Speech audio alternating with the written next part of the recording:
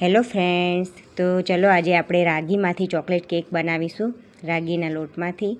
તો સૌથી પહેલાં મેં અહીંયા રાગીનો લોટ લઈ લીધેલો છે અને સાથે ચોકલેટ પાવડર પણ લઈ લીધેલો છે, મિલ્ક પાવડર લઈ લીધેલો છે અને સાથે બેકિંગ પાવડર છે અને બેકિંગ સોડા પણ છે અને દળેલી ખાંડ છે અને સહેજ એક ચપટી જેટલું મીઠું છે અને કોફી પાવડર છે. બધું સરસ એવું મિક્સ કરી લઈએ.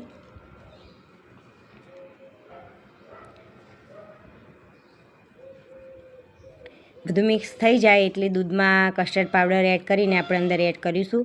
2 ચમચી જેટલું તેલ એડ કરીશું અને દૂધથી સરસ એવું બેટર બનાવવાનું છે. જો આ રીતનું સરસ એવું બેટર તૈયાર થઈ જાય એટલે આપણે બેક નથી કરવાની, તેને આપણે સ્ટીમ કરવાની છે આ કેકને. અને ઉપરથી આવી રીતે કરીશું. પછી સરસ એવી જો કેક સરસ તૈયાર થઈ જશે. મસ્ત મજાની ચોકલેટ રાગીની કેક તૈયાર છે. તમે પણ બનાવજો, સરસ લાગે છે.